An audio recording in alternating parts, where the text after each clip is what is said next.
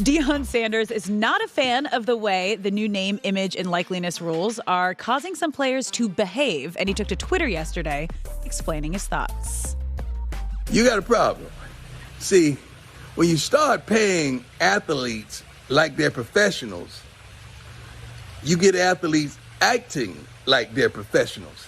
And you don't have staffs large enough and equipped enough to handle a young man with money.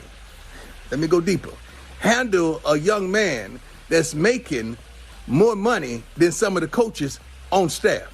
You got a real problem. So I suggest to you to allow college teams to hire more qualified men, that could handle these young men that's getting this money. Now, when Deion says qualified, my mind goes to that every school, college team needs to hire a financial advisor or have some sort of financial education for these athletes who are now coming in to a lot of money just to learn how to handle, how to invest, how to deal with it. Just talking from personal experience. When I went to college, I got my first credit card. I went a little ham the first couple of months. My dad's an accountant, so he sat me down and he made a spreadsheet and he showed me a projection of the next 4 years. If I were to continue this spending that I was spending, how much debt I would be in at the end of my college career.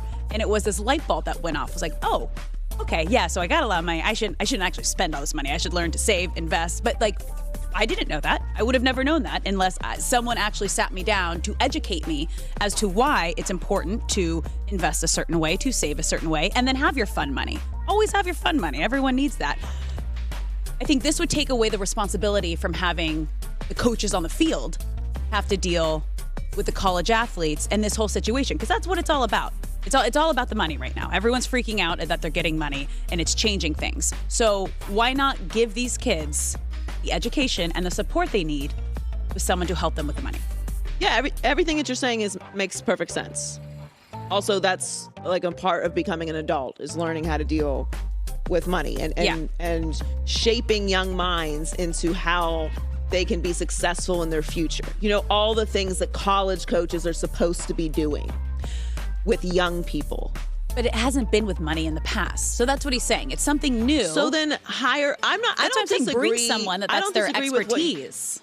I don't disagree with what you're saying, and I don't necessarily disagree with what Deion is saying when it comes to hiring someone who is qualified to deal with a professional-like player, which they're not professional players. They're not being paid money for their on-the-field services directly. Yeah. They don't have bonuses built into how many catches or tackles they make. Yeah. That's not what's happening. So there's a lot of skewed messaging here that's confusing everybody on what this is. And again, I have to keep saying this, not that I'm at all surprised in any way, shape, or form, because believe me, I am not. But when we talk about NIL, I can't help but notice we're only talking about the 1% of the 1% of male sports, as if this doesn't also affect female athletes.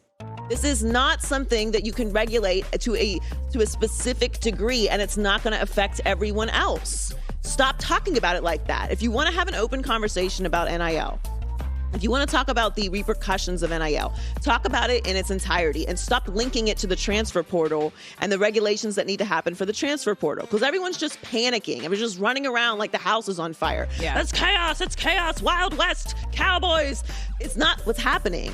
It's just that young people have been released from their archaic boundaries of not being able to make money off of their own talents. We don't talk about influencers this way. If some 18-year-old kid just graduated from high school, started a business, and people were giving him millions of dollars, we would be like, yeah, let's get you. Congratulations. That's amazing. You're an entrepreneur, the American dream. Yeah. Let's make sure we get you, not we, us, we wouldn't care. We would just talk about how great it is. People close to that person would tell them, let's get you a financial manager. Let's get you an accountant. Let's get you a bookkeeper.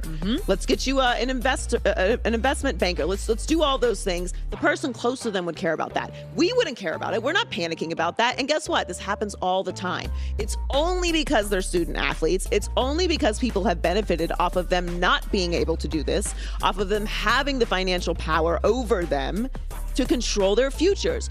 I don't want to hear about your concern about a young person's future when you're panicking and freaking out about them just receiving money for posting on Instagram. Sorry, I can't imagine that your intentions are pure. The purpose of going to college, to school, the education, that's what we heard forever. Yeah. It's a free education. Okay, the purpose of going and getting an education is so that you can better your future. And so make that money. You're prepared for your career and your life, and you can make money and have a better life. So shouldn't we be preparing these young people, not young men, young people, women and men, athletes, student athletes, young people, adults. They're old enough to go to war, but they're not old enough to get a check from Chick-fil-A. That's what I'm saying. I want you to make the math for me personally, because right now it sounds like, one, coaches don't want to do extra work, which I've got a very limited amount of empathy in me. It's not going to be for coaches who don't want to do extra work. One. Two, the bigger schools are going to have an advantage. Since when has there ever been parity in sports? And three, this idea that everyone's supposed to make money. Everyone is not supposed to make money.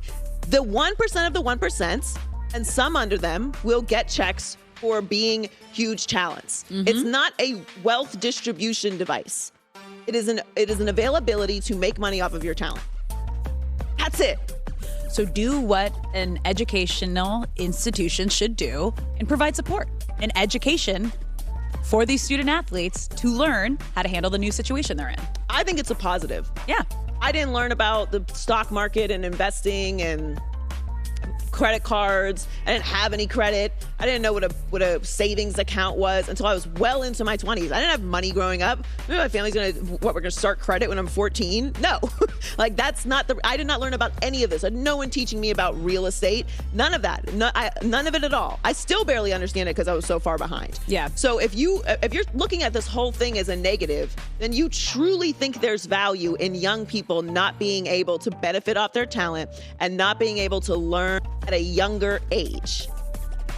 And that makes me very suspicious of you and your intentions with everything that's going on here, because that is a positive. That is setting people up for success at a younger age in a real way, not a monopoly money way, not in a classroom kind of way, in a real, I'm seeing money come into my account.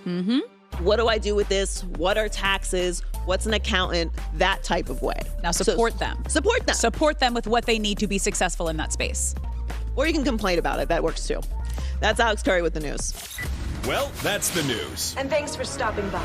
The Herd line. About Trey Lance and the 49ers move up in the draft to get him. And Chris Sims seems to think there are obvious reasons they have yet to turn to the young QB.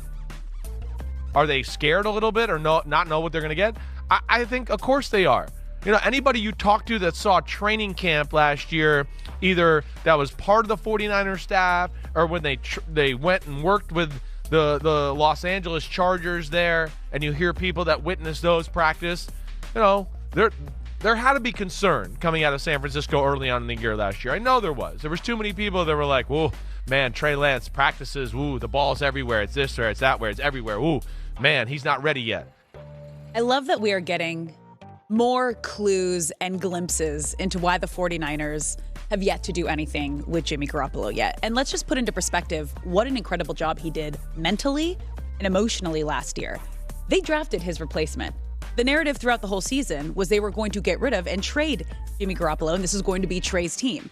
He still showed up every single day, put his best foot forward, got them to the playoffs, beat Aaron Rodgers, and then even had a great attitude about it and said he was willing to help Trey and mentor him with whatever he needed.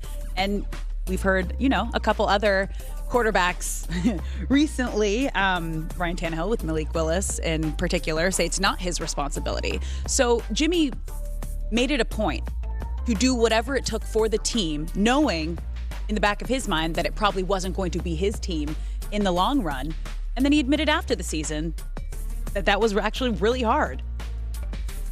I know you think that they should just throw in the young quarterbacks. You got to see what you got. But after hearing this, maybe it is the best thing for Trey to sit behind Jimmy if he's not ready yet, because that's what we keep hearing, whispers and rumors as to why he hasn't gone in yet. Maybe it is the best case scenario to sit behind Jimmy for another year? I think that would be a disaster of a choice. And if you need an example of why that's a bad idea, you can just look to Miami, who is not somebody that you should model your organization after when it comes to how they do things on the field. They're on another coach already. Tua's in his third year now, and he has never been the unquestioned starter there. You have no idea what you have with Tua. Everyone is questioning his capability, and he has not had the opportunity to develop because he's not been that guy. You always knew you were going to have a moment with a young quarterback. You drafted a quarterback. He's young because you got him in the draft. So this fear of starting a young quarterback has these organizations not only stunting the development of these young quarterbacks, but also having these lingering clouds of questions about what they're capable of. I was okay with them starting Jimmy Garoppolo because Trey Lance was an outlier as far as he was very raw and he hadn't played football in quite some time because of the pandemic. Yeah. So I was okay with them not starting him. I actually would have preferred that they at some point in the season had inserted him as the starter and went with him moving forward. Okay. But this fear, like